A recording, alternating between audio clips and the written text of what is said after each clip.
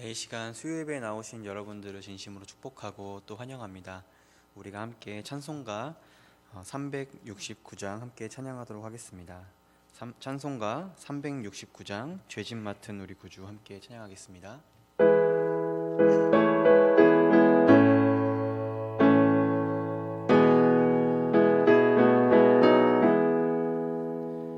죄짐 맡은 우리 구주 어찌 좋은 친군지 걱정 근심 무거운 짐 우리 주께 맡기세 주께 고함 없는 고로 복을 받지 못하네 사람들이 어찌하여 아랠 줄을 모를까 시험 걱정 모든 괴로움 없는 사람 누군가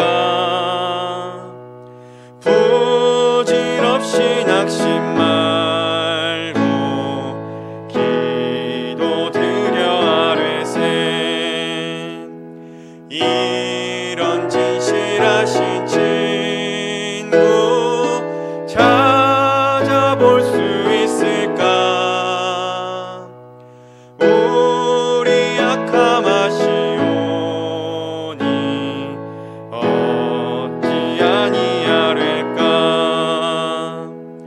근심 걱정 무거운 짐 아니 진짜 누군가 피난처는 우리 예수 주께 기도드리세 세상 친구 멸시하고 너를 조롱하여도 예수 품에 안기어서 참된 위로 받겠네.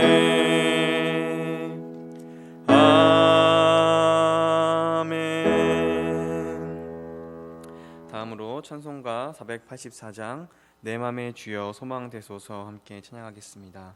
484장 내 맘의 주여 소망 되소서.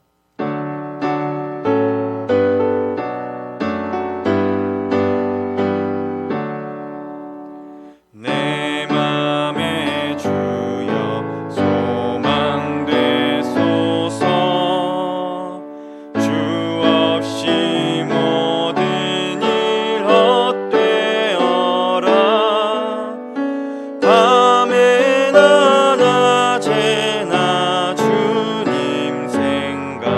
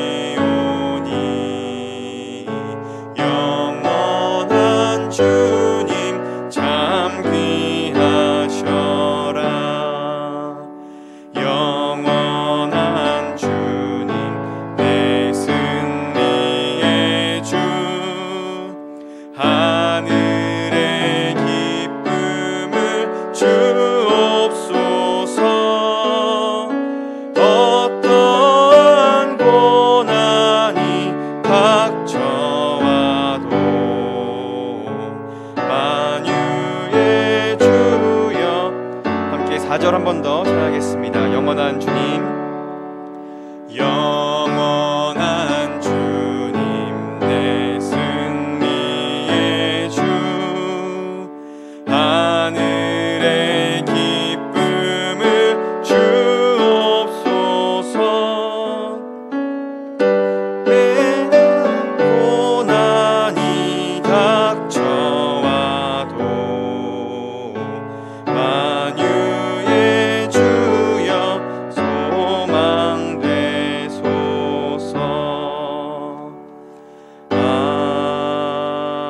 아멘. 기도하겠습니다. 사랑과 은혜가 풍성하신 아버지 하나님, 감사합니다. 모이기 어려운 중에도 우리가 함께 모일 수 있게 하시고, 정말 우리 예림교회가 예배로 다시금 바로 세워져 나아갈 수 있게 하시니 감사합니다. 주님, 우리 귀한 성도님들 이 시간 주님의 말씀을 듣기 위하여 이 자리 가운데 모였습니다.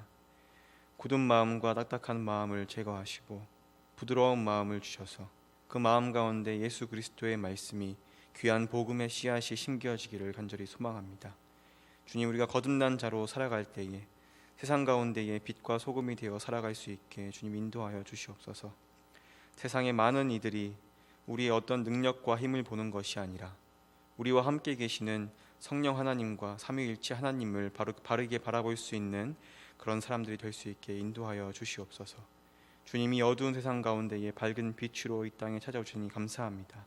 주님, 우리가 그 예수 그리스도를 바라볼 수 있게 하시고 온전히 주님만을 바라며 소망할 수 있게 하여 주시옵소서.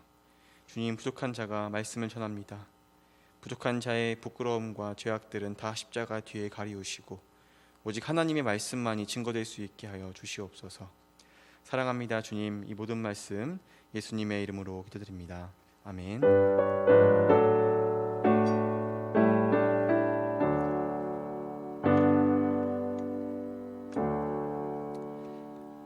이 시간 하나님께서 우리에게 허락하신 말씀은 이사야 28장 21절부터 9장 2절까지의 말씀입니다. 이사야 8장 21절부터 9장 2절까지의 말씀입니다.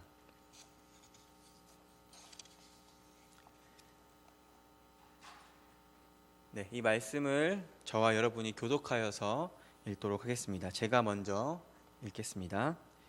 이 땅으로 헤매며 권고하며 굶주릴 것이라. 그가 굶주릴 때에 격분하여 자기의 왕과 자기의 하나님을 저주할 것이며 위를 쳐다보거나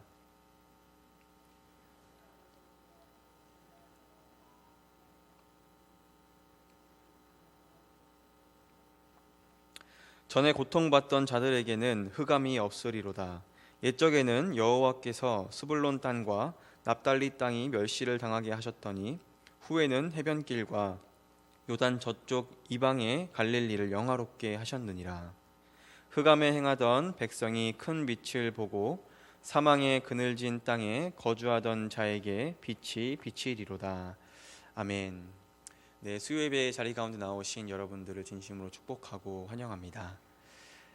지금 세계는 전대미문의 역사적 위기에 놓여져 있습니다. 코로나19는 우리나라뿐만이 아니라 전 세계적으로 많은 힘듦과 괴로움을 주고 있습니다. 전 세계가 마비되었고 또 인류의 많은 사람들이 고통당하고 있습니다. 이렇게 신방을 하다 보니까 많은 권사님들께서 이야기하시기를 내가 70평생, 80평생 살아오면서 이런 적은 처음이다 라고 이야기할 정도로 굉장히 심각한 사태에 우리가 놓여 있음을 알고 있습니다. 9시가 되면 모든 가게들이 문을 닫고요, 반짝반짝 빛나던 네온사인과 가게의 불빛들도 다 빛을 잃어버렸습니다. 언제 끝날지 모르겠다라는 마음에 점점 막막해져 가고 먹먹해져 가는 가슴이 어떻게 해야 될지 잘 모르겠습니다. 그런데 생각해 보면은 이러한 일들이 역사적으로 계속해서 일어났다는 것을 우리는 알 수 있습니다. 과거에 일어난 많은 전쟁들, 그리고 또 역사상 이 코로나뿐만이 아니라 수많은 팬데믹들이 일어나면서 우리의 인류에 많은 사상자들을 발생하게 했습니다. 하지만 이것이 당장 몇 년 뒤에 닥칠 종말이나 어떤 그 증표나 예고를 말하는 것은 아닙니다. 이미 14세기 중세 유럽에서는 흑사병으로 인해서 최소 1억에서 2억 명, 그러니까 유럽 절반의 인구가 다 죽어나가는 그런 병이 있었습니다. 또한 20세기에 들어서는 스페인 독감으로 5천만 명, 홍콩 독감이 100만 명을 죽게 만들었습니다. 그리고 지금 코로나는 1억 명의 확진자와 그리고 200만 명의 사상자를 낳고 있습니다. 이 종말론적인 관점으로 보아서 당장 이것이 어떤 종말의 증표가 된다라고 할 수는 없습니다. 종말이라는 것은 예수 그리스도께서 십자가를 지신 그 순간부터 일어났고, 그리고 예수님께서 다시 오실 그 재림의 때까지 계속될 것입니다. 우리는 이미 임하신 하나님의 나라와 아직 임하지 않은 하나님의 나라를 기다리고 있는 것이죠. 과거부터 지금까지 인간은 과학의 발달과 의학적인 발달이 계속 이루어져 왔습니다. 그로 인해서 많은 사람들의 생명을 연장해 주기도 하였죠.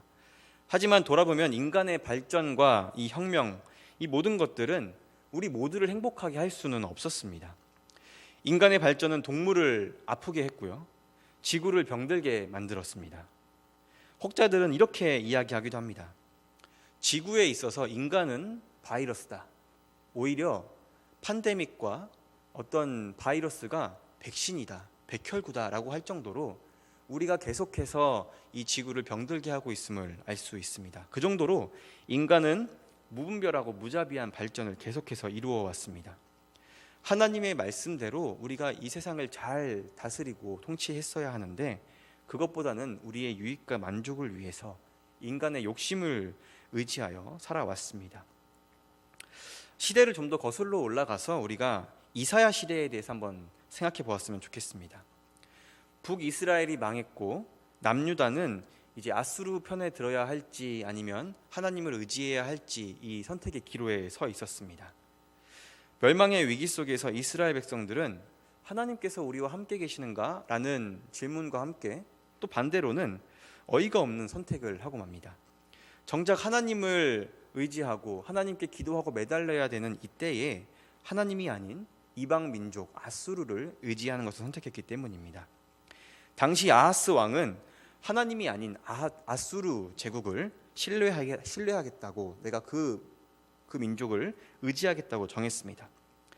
그래서 그들에게 하나님께서는 멸망을 예언하셨습니다. 우리가 오늘 읽은 본문인데요, 이사야 8장 21절 22절 말씀입니다. 이 땅으로 헤매며 곤고하며 굶주릴 것이라. 그가 굶주릴 때에 격분하여 자기의 왕과 자기의 하나님을 저주할 것이며, 위를 쳐다보거나 땅을 굽어보아도 환난과 흑암과 고통의 흑암뿐이니라. 그들이 심한 흑암 가운데로 쫓겨 들어가리라. 하나님께서는 이렇게 말씀하셨습니다. 온갖 저주와 악한 말들을 쏟아부으시면서 이스라엘이 잘못된 선택을 했음을 하나님께서 이야기하셨습니다. 하나님께서 말씀하시기를 이렇게 이야기하시는 겁니다. 사람이 최고라고 선택했던, 최선이라고 선택한 선택을 한번 보아라. 그 결말이 어떤지 보아라. 결국 헤매며 곤고하며 굶주릴 것이다. 하늘 위를 쳐다보고 땅 아래를 쳐다보아라. 너희 주변에 그 어떤 것을 다 돌아보아라. 과연 그 어떤 것이 너를 도와줄 수 있는가 한번 찾아보아라. 결국 너가 보게 될 결말은 환난과 흑암, 고통의 흑암, 심한 흑암 가운데 흑암, 이것에 놓일 것이다. 너희는 쫓겨다닐 것이고 어디에서도 평안과 안위를 찾을 수 없을 것이다. 이렇게 이야기하고 계십니다. 결국 사람이 하는 일이라고는 어두운 흑암 속에서 조금 덜 어둡게 하려고 촛불 하나를 켜는 것과 같습니다. 근본적인 문제는 결코 해결할 수 없는 것이죠. 어두운 밤 방 안에 촛불 한두 개를 켜놓고 너무 밝아졌다라고 하는 것과 다를 바 없습니다. 오래전 인간은 수렵 채집의 생활을 하던 사람들이었습니다. 그리고 시간이 흘러서 농사 생활로 바뀌게 되었죠. 곡간의 곡식이 차곡차곡 쌓여갔습니다. 하지만 인간의 욕심은 서로의 것을 빼앗고 남의 것을 탐하는 것에 지나지 않았습니다. 그리고 오랜 뒤에는 기계가 발달을 했죠. 그래서 사람들은 생각했습니다. 이게 이제 사람이 할 일을 기계가 대신하니까 조금 더 우리에게 여가 시간이 주어질 거고 좀 더 편안하고 안전한 생활이 주어지지 않을까 하고 생각을 했습니다. 그런데 발달된 지금 우리 주변의 모습들을 보십시오. 야근, 퇴근 후에도 집에서 와서도 일을 계속해야 합니다.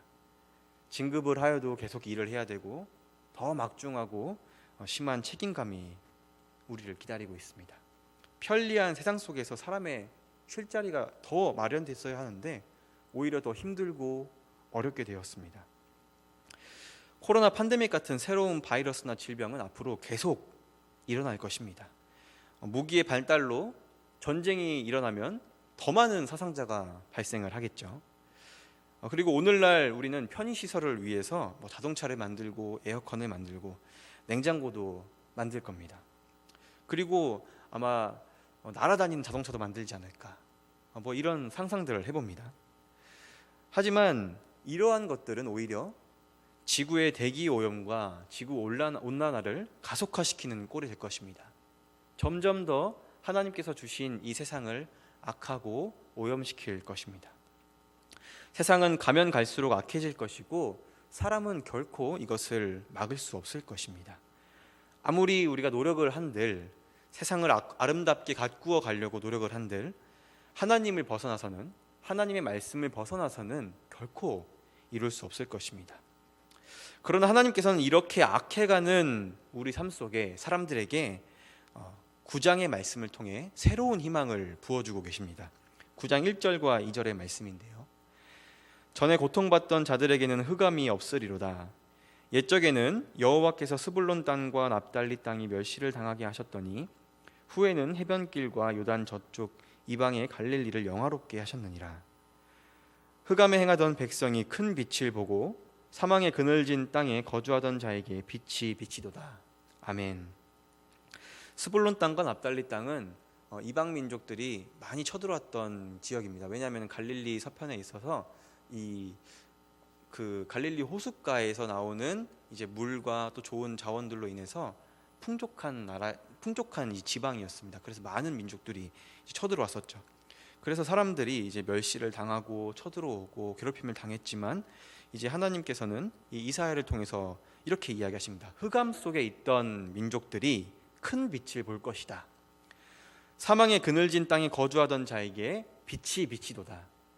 8장 후반부에 8장 이전에 있었던 말씀들에 계속해서 하나님께서는 이스라엘 백성들의 잘못된 선택을 두고 너희는 흑암에 거할 거다 라고 이야기하시지만 9장에 와서 하나님께서 말씀하시기를 큰 빛을 볼 것이다 라고 이야기하십니다. 그리고 또 예수님에 대해서 예고하기를 기묘자라 모사라 전능하신 하나님이라 영존하신 아버지 평강의 왕이 되시는 임마누엘이 너희에게 오실 것이다 라고 이야기하시면서 예수 그리스도를 예고해 주십니다. 어두운 세상 속에서 큰 빛과 참 빛, 우리가 의지할 수 있는 빛은 예수 그리스도 이외에는 없습니다. 점점 악해지는 세상 속에서 그리스도인에게 유일한 희망은 예수 그리스도뿐입니다. 이렇게 아무런 희망도 없는 이사야 8장의 상황에서 단번에 소망으로 역전시키신 것은 바로 하나님의 말씀입니다. 그리고 우리가 믿고 있는 예수 그리스도 복음입니다. 그래서 마태가 복음서에서 이 말씀을 인용하여서 다음과 같이 이야기합니다. 이사야 9장 1절을 이제 인용하고 그 다음 절에 4장 17절 이렇게 이야기합니다. 이때부터 예수께서 비로소 전파하여 이르시되 회개하라 천국이 가까이 왔다라고 이야기하십니다. 회개라는 것을 생각해 보면 마치 잘못한 것을 생각하고 부정적인 느낌이 떠오르기 마련입니다. 근데 예수님께서 복음을 전파하시며 큰 빛으로 이 땅에 오셔서 가장 먼저 하신 말씀이 회개하라 천국이 가까이 왔다라고 이야기하십니다. 죄된 인간은 스스로 악한 일만을 꾸미고 행할 뿐입니다. 그래서 예수님께서도 먼저 회개할 것을 촉구하신 것입니다. 이사야에서 아수르의 위협과 공격으로부터 남유다에게 구원을 선포하신 큰 빛, 그리고 마태복음에서 로마의 식민지 속에 살아가는 이 유대인들에게 메시아에 대한 예언, 메시아가 오셔서 말씀하신 그 천국, 바로 그 구원을 선포하셨습니다. 하나님께서는 어둠에 있는 남유다에게 큰 빛과 구원의 가능성을 보여주셨습니다. 그리고 예수님께서는 서기관과 바리새인들에게 회개할 것을 촉구했습니다. 그러나 우리가 그러했듯이 과거의 남유다도 실수와 잘못을 계속해서 반복을 합니다. 시간이 흘러 에스겔 시대를 왔습니다. 이 에스겔 시대에도 변함없이 악하고 하나님을 의지하지 않았습니다. 100년이 지난 후였는데도 불구하고 선지자의 예언과 하나님의 말씀과 충고를 다 잊어버렸습니다. 온 이스라엘을 굴복시켰던 아수르의 통치가 다 사라지고 이제 바벨론의 시대가 되었습니다. 요시야의 아들이었던 마따니아, 그러니까 시드기야 왕이 통치하던 시대였는데, 이 시드기야 왕은 아버지 요시야였던 그 선왕이 했던 종교개혁, 그것을 잘 이어서 나도 아버지처럼 다시금 종교개혁을 일으켜서 이 나라 이 민족이 하나님께 다시금 돌아올 수 있게 해야겠다 하면서 하나님께 다시 모든 사람들을 돌아올 수 있게 할 수 있었습니다. 하지만 또다시 실수를 반복하고 맙니다.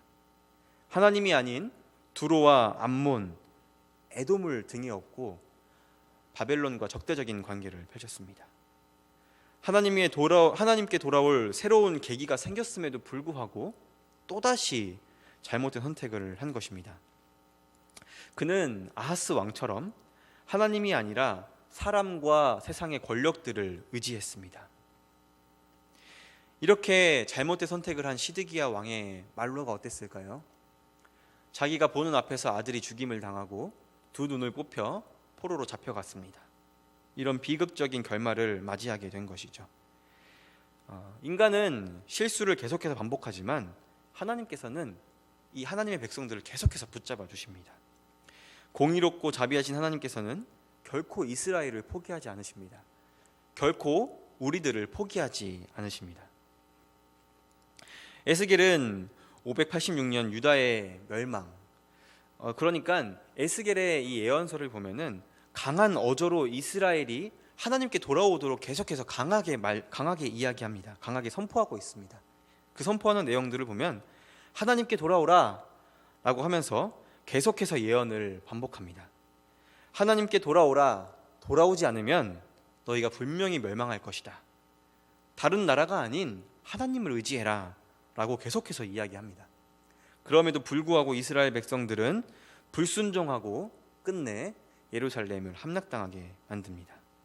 그리고 주변에 자신들이 의지하던 두로와 암몬, 에돔 모든 나라들이 다 멸망하게 됩니다. 이 사람들이 이후에 일말의 희망조차 찾을 수 없는 상태에 놓이게 되었습니다. 어느 곳을 보아도 의지할 수 없게 된 것이죠. 실제 이사야가 예언했던 것처럼 하늘을 우러보아도 땅을 굽어보아도 내 주변의 도움을 찾기 위해 어디를 둘러보아도 이스라엘을 도울 만한 그 도움은, 그 힘은 어디에도 없었습니다. 이처럼 우리는 살아가면서 이런 일들을 경험하게 됩니다. 교회에서 혹은 우리의 삶의 터전에서 경험하게 되죠. 심각한 병에 걸리거나 아니면 일상생활이 불가능해질 정도로 다치기도 합니다. 어떤 설교자들은 목을 쓸 수 없을 정도로 목이 상하게 되고, 택시 운전기사나 택배기사들은 자동차 사고로 다치기도 합니다. 육체 노동을 해서 열심히 돈을 벌어야 하는 이 인부들이 손이나 발을 다쳐서 일을 할 수 없게 되기도 합니다. 그리고 인간관계를 보면서 이제 정말 믿었던 사람들이 나를 배신하기도 하고요. 내가 너무너무 사랑했던 사람이 먼저 하늘나라에 가기도 합니다. 또 뉴스를 보면은 지진이나 해일, 폭풍 같은 것들로 인하여서 많은 재난민들이 발생을 합니다. 정말 이런 일들을 당하고 경험한 사람들의 눈을 보면은 정말 어디에도 소망을 둘 수 없을 정도로 절망적인 그 눈빛을 볼 수 있습니다.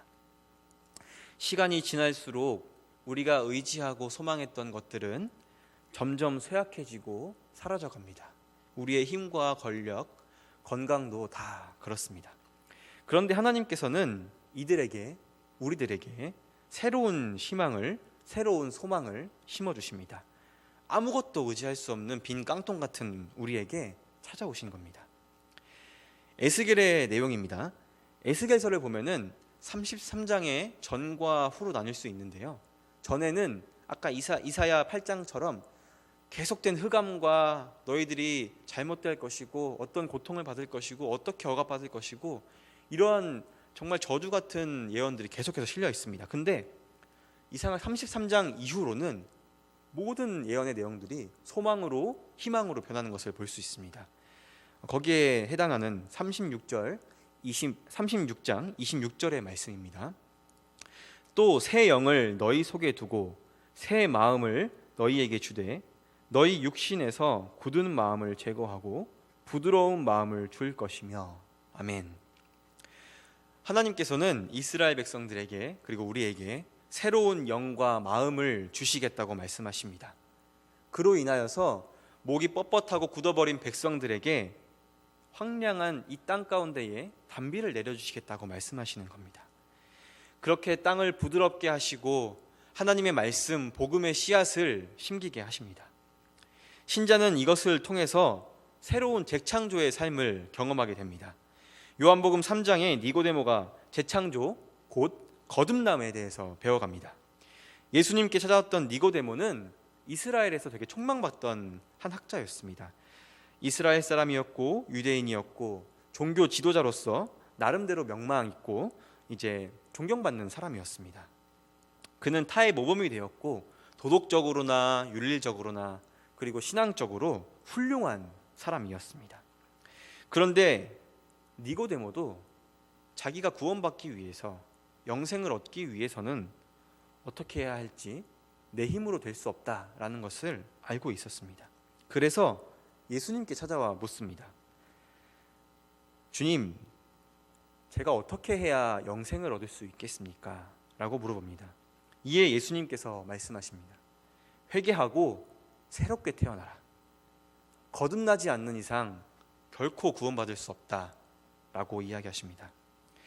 그리고 영생과 구원의 방편에 대해서 알려주십니다. 요한복음 3장 5절의 말씀입니다.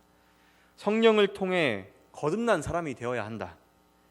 완전히 새롭게 태어나야 한다 라고 이야기해 주십니다. 하지만 우리는 현실을 바라보면서 점점 용기가 사라져 갑니다. 우리가 겪은 이 1년의 상황들을 한번 돌아보십시오. 교회나 우리 삶의 터전들을 한번 바라보십시오. 코로나 때문에 우리가 할 수 있던 일들을 다 못하게 되고 정말 허무하게 1년이 다 지나가 버렸습니다. 교회에서도 우리 삶의 현장에서도 뭘 좀 해보려고 하면은 다시 또 코로나가 터지고 또 잠잠해졌다 싶어서 다시 지금 시도해보려고 하면 또다시 유행하고 이런 일들이 반복되면서 1년이 지나버렸습니다. 어떤 사람들은 코로나가 완전히 사라질 수는 없다라고 이야기합니다. 또 이 바이러스가 언제까지 계속될지 모르겠다라고 이야기합니다. 이러한 상황에서 우리는 어떤 방법을 제시하거나 확실한 답안을 줄 수는 없습니다. 그래서 우리는 성령 하나님을 의지해야 합니다. 우리를 새롭게 하신 그리스도를 의지해야 하는 것입니다. 사랑하는 예림교회 성도 여러분, 아니 이미 거듭난 성도 여러분, 주님께서는 복음을 아는 저와 여러분에게 믿음과 말씀을 지키고 행하라라고 계속해서 말씀해 주고 계십니다. 이 에스겔서 33장 26절에 이어서 27절은 그 실천에 대해서 이야기합니다. 제가 읽어드리겠습니다. 또 내 영을 너희 속에 두어 너희로 내 율례를 행하게 하리니 너희가 내 규례를 지켜 행할지니라. 아멘. 새롭게 된 자들, 거듭난 자들이 무엇을 해야 하냐라는 답에 물음에 율례와 규례를 행하고 지켜야 한다라고 이야기하고 계십니다. 그렇습니다. 예수님께서 완성하신 그 말씀을 지키며 행하는 것이 바로 참된 그리스도인, 거듭난 그리스도인들이 해야 할 일입니다. 하나님을 믿는 신자가 절망 속에서 일어나 다시금 살아갈 수 있는 힘과 능력은 다른 어떤 것도 아니라 하나님의 말씀으로부터 오는 것입니다. 36장의 이제 33장의 연장선에 이어서 36장 그리고 37장에 와서 하나님께서는 소망의 그 말씀을 시각화시켜 주십니다. 우리의 눈으로 이제 보고 상상할 수 있게 해주시는데 37장에 마른 뼈를 살리시는 하나님의 말씀을 한번 보십시오. 하나님께서 마른 뼈들, 그러니까 죽어있는 마른 뼈들을 살리실 때 이렇게 이야기하십니다. 마른 뼈들아 여호와의 말씀을 들을지어다 라고 이야기하십니다. 그때 마른 뼈가 생기가 돋고 피와 살과 가죽들이 생겨나며 다시금 살아난 것을 볼 수 있습니다. 아담이 태어났던 것처럼 똑같이 하나님께서는 재창조의 역사를 보여주십니다. 우리는 이것을 통해서 니고데모를 바라보며 거듭남이라는 것에 대해서 생각할 수 있게 되는 것이죠. 사랑하는 여러분, 하나님의 말씀엔 능력이 있습니다. 하나님의 말씀에는 권세가 있습니다. 우리는 그 말씀을 행하며 지켜야 합니다. 그때에 하나님께서는 아무도 상상할 수 없는 방법으로 우리에게 이 주어진 이 기회들을, 이 위기들을 기회로 바꾸실 것입니다. 요한복음 4장 24절, 예수님께서는 이 교회를 향하여 예배를 어떻게 드려야 하는가 말씀해 주고 계십니다. 수가성 여인에게 이렇게 말씀하시는데요, 예배하는 자가 영과 진리로 예배할지니라. 아멘, 아멘. 상상할 수 없는 시대가 왔습니다. 하지만 이 비대면 예배로 우리는 많은 것들을 깨닫게 되었습니다. 매주 교회에 나올 때 내 믿음이 정말 좋은 줄로 착각했습니다. 목이 뻣뻣하고 고든 백성이 되어서 회개할 줄 모르고 교만하여서 그냥 내가 하나님을 잘 믿고 있다고 생각했던 것입니다. 이런 우리에게 하나님께서 너무나도 좋은 기회를 주셨습니다. 우리의 신앙을 다시금 돌아보고 내가 드리는 이 예배가 정말 바른 예배인가, 하나님을 향하고 있는가, 다시 한번 이제 질문을 던져준 계기가 되었죠. 우리의 문제는 예배를 드리는 장소에 있지 않습니다. 하나님께서는 이것을 이야기하고 있는 것입니다. 하나님을 대하는 마음과 태도에 대해서 이야기하고 계시는 것이죠. 사랑하는 여러분, 삶의 예배를 회복하시기 바랍니다. 우리가 정말 신앙인으로서 니고데모와 같이 거듭나기를 원합니다. 에스겔이 예언했던 것처럼 새 영과 새 마음을 우리 마음 가운데 품어서 성령 하나님과 동행하는 우리가 되었으면 좋겠습니다. 주님께서 반드시 우리에게 큰 빛을 비춰주실 겁니다. 아까 제가 비유로 어두운 방 안에서 이제 촛불 하나 둘 켜는 것이 인간의 노력이다라고 말씀드렸는데, 그럼 하나님께서는 어떻게 행하시냐, 일하시냐라고 볼 수 있습니다. 하나님께서는 정말 어두운 방 한가운데에서 이 형광등을 켜줄 것입니다. 아니 하나님께서는 정말 집의 지붕을 통째로 뜯어서 밝은 태양을 이 집 가운데 비춰주실 것입니다. 이게 예수님의 방법입니다. 그 누가 상상할 수 있겠습니까? 예수님께서 이 위기들을 기회로 바꾸시는 일들을 말입니까? 정말 우리가 서 있는 어느 곳에든지 우리가 정말 바른 예배자로 서서 우리가 기도하고 예배하는 어느 곳이든 예배의 처소가 되기를 바랍니다. 앞으로 어떤 바이러스나 전쟁의 위협이 와도 정말 우리의 마음의 중심이 하나님을 향하고 주의 말씀을 행하길 바랍니다. 그리고 나라는 교회가 복음으로 온전해지기를 원합니다. 그리고 나라는 교회, 우리라는 교회들이 이 건물의 교회에 한 사람 두 사람이 모여 예배할 때에 정말 하나님께서 역사하시는 예배가 이 예림교회 가운데 이루어지기를 소망합니다. 과거 이스라엘 백성들은 할 수 없었습니다. 그러나 하나님께서 우리를 성령의 전으로 삼으시고 우리 안에 계심으로 우리는 온전한 예배를 드릴 수 있습니다. 과거 이스라엘 백성들은 하지 못했고 과거에 많은 우리 믿음의 선배들이 하지 못했던 일들, 하나님을 우리 마음속에 두고 바른 예배를 드리는 우리 모두가 되었으면 좋겠습니다. 그렇게 기회가 위기가 되는 그 순간이 바로 지금입니다. 이와 같이 우리의 어떤 능력이나 방법이 아닌 오직 하나님을 의지하는, 하나님의 말씀을 의지하는 우리 모두가 되기를 예수님의 이름으로 축복합니다. 함께 기도하겠습니다.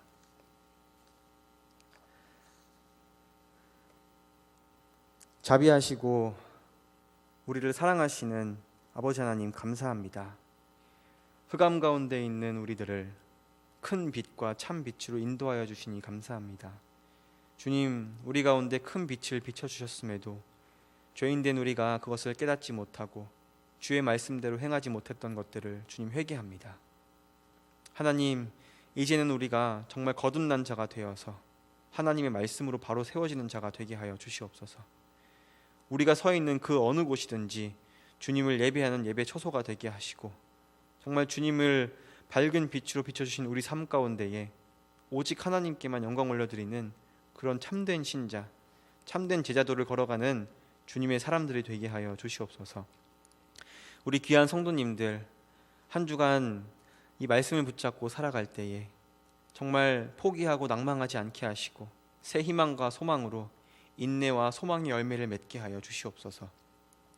이 시간 이후로 기도하는 모든 기도의 제목들 주님 다 들으실 줄 믿습니다. 하나님께서 정말 이 모든 기도의 제목들을 들어주시고 우리의 인생이 정말 하나님의 말씀대로 살아가며 하나님의 말씀에 순종하며 엎드려질 수 있는, 정말 꼬꾸러질 수 있는 우리 참된 신자, 우리 모든 예림교회 성도님들이 되기를 간절히 소망합니다. 사랑합니다. 주님, 이 모든 말씀을 이루실 예수님의 이름으로 기도드립니다. 아멘. 네, 교회 소식 전해드리겠습니다. 네, 전반기 신방 소식인데요. 가정과 직장별로 신방을 원하시는 교우님들께서는 이제 교역자실로 신청해 주시기를 바랍니다. 그리고 건축헌금과 성교헌금 작정서 헌금함에 넣어주시면 되고요. 아니면은 이제 교역자실로 가져오시면 잘 처리해드리도록 하겠습니다. 네, 그러면은 마지막으로 주 안에 있는 나에게 370장 함께 찬양하도록 하겠습니다. 주 안에 있는 나에게 370장 1절과 2절 그리고 4절 찬양하도록 하겠습니다.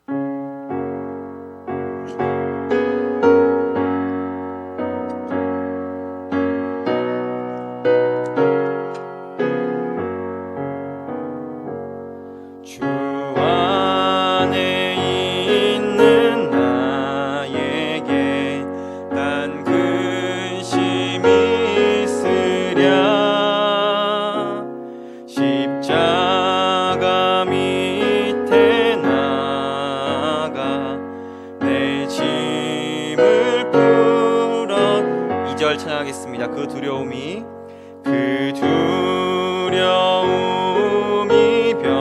변하여 내 기도 되었고 전날의 안숨 변하여 내 노래 되었네. 주님을 찬송하면서 할렐루야 할렐루야 내 앞길 멀고 험해도 나 주님만 따라가리. 내 주와 맺은 언약은 영불변하시니 그 나라 가기까지는 늘 보호하시네. 아멘. 주님을 찬송하면서 할렐루야 할렐루야 내 앞길 멀고 험해도 나 주님만 따라가리. 아멘. 주기도문으로 수요예배를 폐하도록 하겠습니다. 하늘에 계신 우리 아버지여, 이름이 거룩히 여김을 받으시오며 나라가 임하옵시며 뜻이 하늘에서 이루어진 것 같이 땅에서도 이루어지이다. 오늘날 우리에게 일용할 양식을 주옵시고 우리가 우리에게 죄 지은 자를 사하여 준 것 같이 우리 죄를 사하여 주옵시고 우리를 시험에 들게 하지 마옵시고 다만 악에서 구하옵소서. 대개 나라와 권세와 영광이 아버지께 영원히 있사옵나이다. 아멘.